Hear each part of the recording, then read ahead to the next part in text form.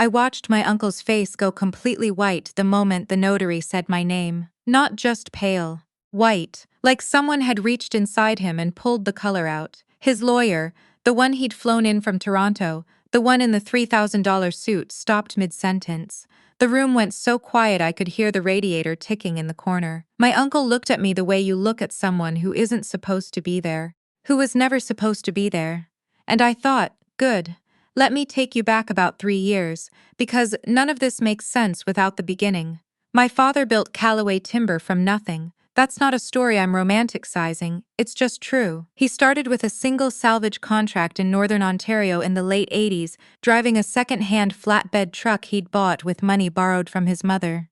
By the time I was old enough to help with invoicing on weekends, the company had 30 employees and contracts with 3 provincial suppliers. He didn't go to university. He didn't have connections. He had a work ethic that embarrassed everyone around him, including, eventually, his younger brother. My uncle joined the company in the mid-90s. My father brought him in out of loyalty. That was always my father's weakness, loyalty to people who mistook it for obligation. My uncle managed the Eastern accounts. He was charming in a way my father never bothered to be, the kind of person who remembered your birthday and forgot your invoices. Clients liked him. My father trusted him. I was 22 when my father had his first heart attack. I had just finished my second year at Dalhousie, studying business, and I came home to Sault Ste. Marie for the summer and never went back to finish. My father recovered, but slowly, and someone needed to keep the books straight while he did. That someone became me. I didn't resent it at the time. I want to be honest about that. I loved the work. I loved understanding how the numbers told a story, where cash was moving, where it was stalling, what the margins were hiding. I worked 6 days a week for 2 years, and I learned that company the way you learn a piece of music you've played so many times it lives in your hands. My uncle called me the bookkeeper, not the financial manager, not the operations coordinator, which was the title my father had given me. The bookkeeper. He said it the way you'd say, the intern. He said it in front of clients. He said it in front of my father's employees, men who had known me since I was a kid carrying Tim Hortons orders into the yard on Saturday mornings. I let it go. My father was sick. There were bigger things. My father died in March 2.5 years ago.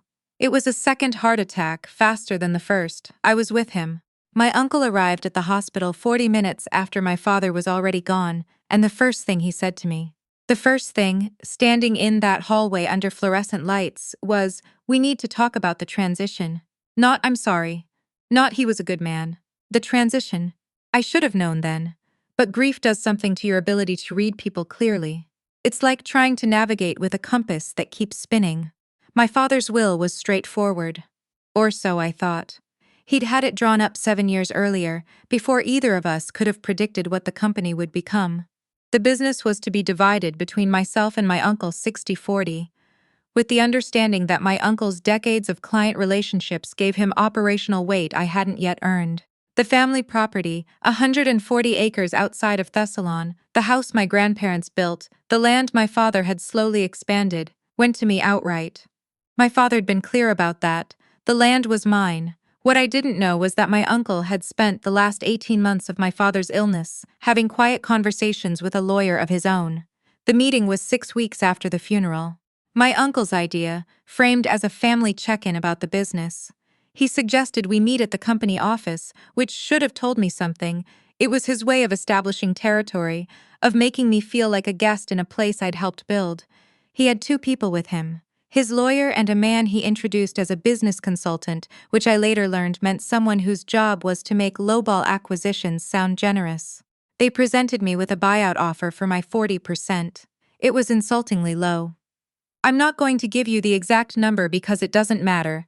What matters is that it was less than the value of the equipment in the North Yard alone. They'd had someone do an assessment, but they'd used numbers from 3 years prior, before we'd expanded the Sudbury contracts.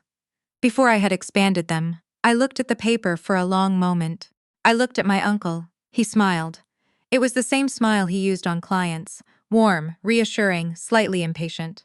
"Lorraine," he said. And there it was again, the tone, like he was speaking to someone who needed things explained slowly. "You've done a great job holding things together. But this is a good deal for you. You can walk away with real money, go back to school, finish your degree. You're still young." I was 31. I said I'd think about it. He said, Don't think too long. We have a buyer interested in the whole company, and if that deal goes through before we sort out your stake, things get more complicated for you." A threat dressed as advice. He was good at that. I drove home to my father's house, my house now, on paper, and I sat at the kitchen table where my father used to do his paperwork on Sunday nights, and I thought about what I actually knew. I knew the company. I knew every contract, every supplier relationship, every margin on every product line. I knew where the bodies were buried, financially speaking, including the ones my uncle didn't know I knew about. I knew the land. And I knew that my uncle had never bothered to find out what I'd been doing with it. This part I need to explain carefully, because it's the part that changes everything. 3 years before my father died, when he was recovering from his first heart attack and I was running the books, I start to understand something about the timber industry that most people outside of it don't think about. The value isn't just in the trees, it's in the land classification, the mineral rights, the proximity to crown land boundaries, the water access. My father's 140 acres outside Thessalon sat adjacent to a provincial forest management unit. It had a creek running through the northwest corner. It had a gravel ridge that 2 different geological surveys had flagged quietly as worth further assessment. I spent 8 months researching. I hired a land use consultant out of Sudbury. Not cheap, but I paid for it myself out of my own salary.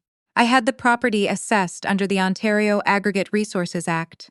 I had a hydrologist look at the water rights. I filed the paperwork myself in my own name because the property was going to be mine and I wanted to understand what I was inheriting. What I found was that the land my father had left me was worth roughly 4 times what anyone in the family had assumed. Not in timber value, in aggregate extraction and potential water licensing. The gravel ridge alone had commercially significant deposits. I didn't tell anyone, not because I was hiding it, I genuinely just didn't think it was relevant yet. The assessment was preliminary, there was more work to do, and my father was still alive, and it felt strange to be calculating what his land would be worth after he was gone. After he died, I had 6 weeks before that meeting with my uncle. I used those 6 weeks to finish what I'd started. I retained a resource rights lawyer in Ottawa. I completed the aggregate assessment. I registered a holding company, 1847 Callaway Holdings, Inc., in my name, with the land as its primary asset and the resource rights as its declared commercial interest. By the time my uncle slid that buyout offer across the table, the land my father left me had become a licensed commercial asset with a letter of intent from a regional aggregate company worth more than the entire timber business he was trying to cut me out of. I sat on that for another 4 months. My uncle kept calling. The tone shifted over time, from patient to impatient to, eventually, something that stopped sounding like family. He sent a letter through his lawyer suggesting that certain financial decisions I'd made during my time managing the company's accounts might benefit from review. He mentioned a provincial audit. He mentioned that his business consultant had identified irregularities. There were no irregularities. I kept clean books. Partly because I'm careful, and partly because, even then, some part of me understood that the books might someday need to be read in public. I hired my own lawyer, not someone local. I didn't want anyone who'd ever attended the same Chamber of Commerce dinners as my uncle. I found a litigation firm in Ottawa that specialized in shareholder disputes, and I told them everything. From the buyout offer to the veiled audit threat to the resource rights I'd developed on my own, independently using my own funds on property that was legally and solely mine. My lawyer's name was Deborah. She had the kind of quiet that makes people underestimate her, which I recognized immediately because people had been making the same mistake with me my entire adult life, she said. Let them file first. Let them commit to a position. So we waited. My uncle filed in October. The claim was, in essence, that I had used my position as the company's financial manager to divert opportunity, specifically, that the resource rights development I'd done on the family land constituted a conflict of interest, that I had identified this opportunity through my work at Callaway Timber, and should therefore be required to share the proceeds with the company, i.e., with him. It was creative, I'll give him that. The hearing was in a courthouse in Sudbury on a Wednesday in February. I remember the drive up from Sault Ste. Marie, the highway gray and salted, the sky doing that flat white thing it does in northern Ontario in winter when the light just sits on everything without direction. I listened to the radio and didn't think about the hearing because I'd already spent 3 months thinking about it and there was nothing left to think. My uncle was already there when I arrived. He was standing in the hallway with his lawyer and his consultant, and when he saw me, he did the thing. The smile, the nod, slightly pitying, the look that said, "I've already won this, you just don't know it yet." I nodded back and went to find Deborah.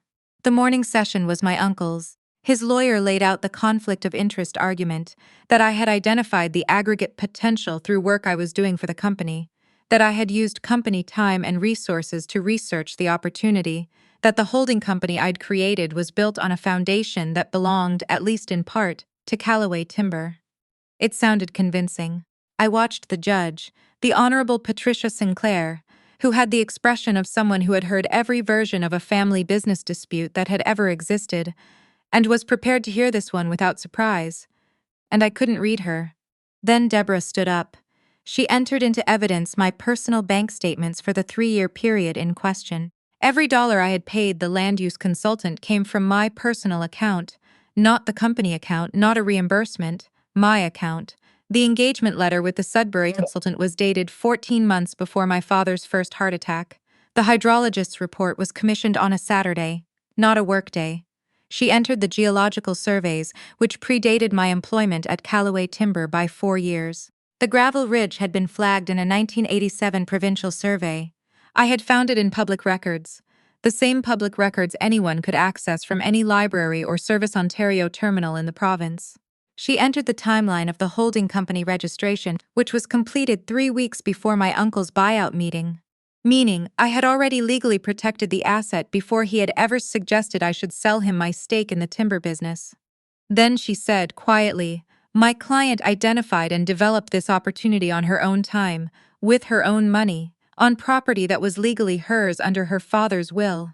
The plaintiff has not produced a single piece of evidence connecting this development to Callaway Timber operations, because no such evidence exists." My uncle's lawyer asked for a short recess. During the recess, my uncle crossed the hallway and stood in front of me.